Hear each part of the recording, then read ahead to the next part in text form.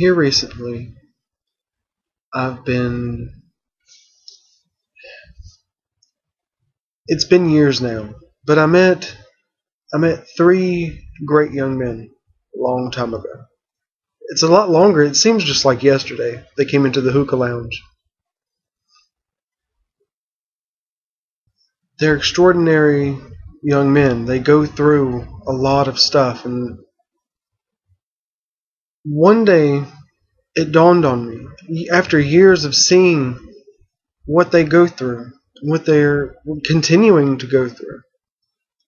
Um, it should have dawned on me earlier.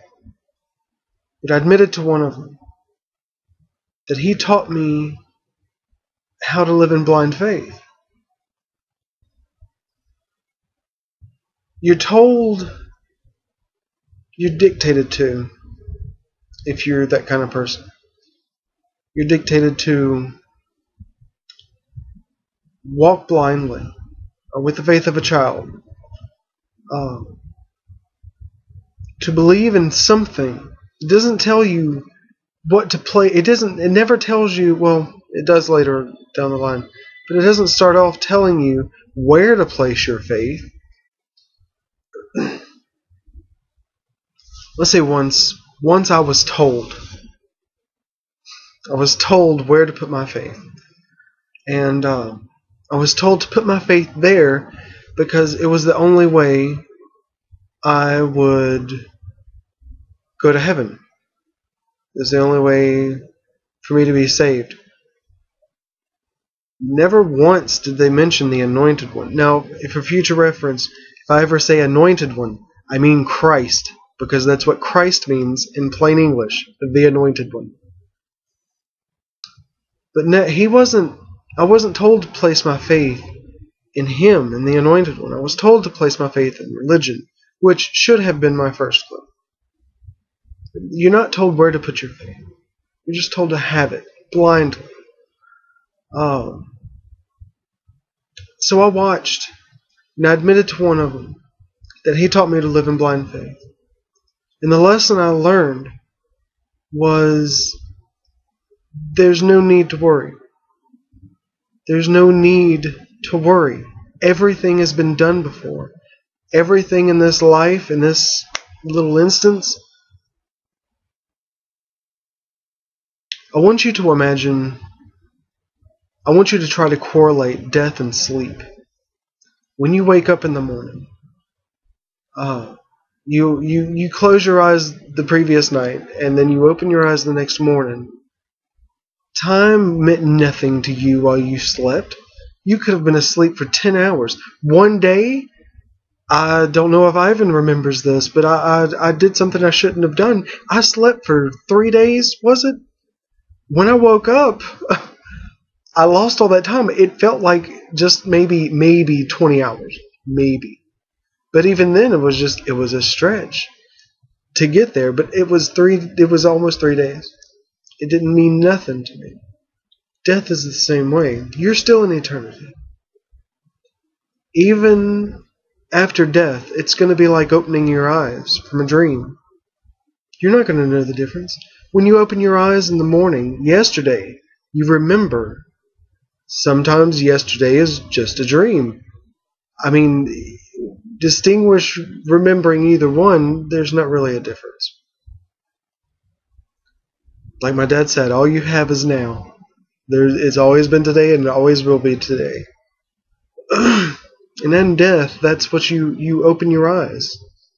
You wake up on the other side of eternity. Now, it is quite possible to wake up here, which hopefully that's what you end up doing.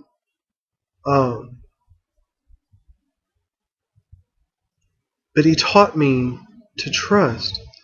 That's what living in blind faith is. It's complete trust. Now, if you can't find it in yourself to completely trust something or someone, then odds are it's going to be an even bigger struggle for you. But I trust wholeheartedly. It's all been done before. Everything's been done before. There's nothing that can happen to me, almost, that hasn't happened to someone else. There's no pain that I'm going to suffer that hasn't been suffered and lived through nothing to worry about. He taught me to live in blind faith. My steps are already there. I just have to figure out where they are. That's what he taught me. My steps are already there. I just have to find them. They've already been done. There's no need to worry. So blind faith. That's what blind faith would boil down to. You're trusting that your steps are already there. You just gotta walk them out.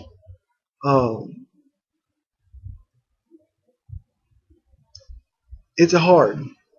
It's hard. And let me say now, I don't really consider myself a Christian, because that has ties to religion, and I abhor religion. To me is part of Babylon, and it there are people that go to church that are saved, that know the truth of the Anointed One. There are those out there. But religion itself, not the people, the institution itself, is an abomination to the Anointed One. He didn't come to start a religion of any kind. There were already religions there. No need for religion. So I don't consider myself a Christian. I do consider myself saved from whatever damnation, because I believe wholeheartedly that the Anointed One, Jesus Christ, lived the one life, the one experience, the one existence. He was the chosen one, the Anointed One. And he died so that whatever happens in this life, it's all covered. He did that already. I don't have to worry about that.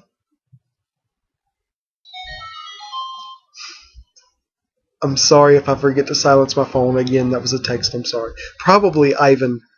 Oh, we've been discussing the 5 stones. Now, not a lot of people know, but Goliath, he had 4 brothers. That's why David had 5 stones. He only needed the one shot for Goliath. He had wholehearted blind faith that the rock that left his slingshot was going to hit Goliath wherever it needed, however hard it needed. It was going to take him down. Goliath had 4 brothers.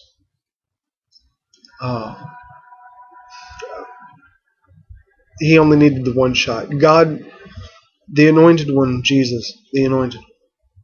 You live in blind faith. You will get everything you need, even if you don't need it. His brothers weren't going to... If you take a guy down... David was a little fella, and he took a giant down with one rock. I wouldn't want to walk up to that fool and be, no, my brother was stupid enough. That's puppy. Oh, Goliath was stupid enough. I'm not going to be that stupid. So that's what we've been discussing, because it's been on my mind a lot lately. Why would the Anointed One even have him pick up the other 4 stones if he knew already, like he does outside of time and space? He already knew that Goliath's brothers weren't going to approach David. Why did he have David get the other 4 rocks? But that's not the point. The point is, you'll have everything you need to take your giants down. Just live in blind faith. So I'm going to go answer Ivan's text and see what the hero is up to. Again, this was kind of impromptu. I just got off of work, loved the job, I'm about to go to school. This was kind of impromptu. But until we meet again, in love and in peace, be blessed and be happy. And don't worry about anything. Anything. Nothing. Worry about nothing. That's what I want you to do. I love all of you. See you later. Oh, say bye, puppy. Since you had to say something.